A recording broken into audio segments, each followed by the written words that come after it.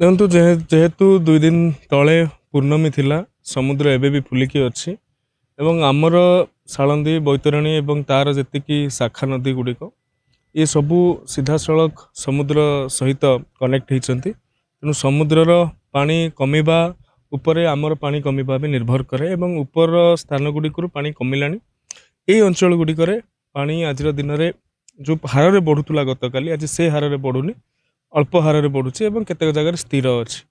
Water logging, flood logging ଏ ଗୋଟେ ବଡ଼ ସମସ୍ୟା ଦେଖାଦେଇଛି। ଯେଉଁ ପରିମାଣରେ ପାଣି ଯେତେ ଜଲ୍ଦି ଆସିଲା ସେତେ ବିଳମ୍ବରେ ଛାଡ଼ୁଛି।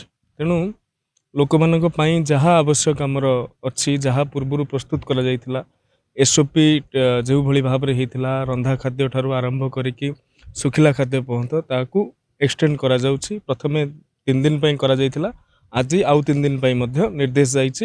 ପାଣି ସମ୍ପୂର୍ଣ୍ଣ ଛାଡ଼ିଲା ପର୍ଯ୍ୟନ୍ତ ତାପରେ ବି ଗୋଟେ 2 ଦିନ ମଧ୍ୟ ଏକ୍ସଟେଣ୍ଡ କରାଯାଇପାରେ ସିଚୁଏସନ୍ ଦେଖିକି, କାରଣ ଲୋକଙ୍କର ଚୁଲି ଓଦା ହେଇଥିବ, ରୋଷେଇ ଘର ନଷ୍ଟ ହେଇଥିବ, ସନସନ୍ତିଆ ହେଇ ରହିଥିବ।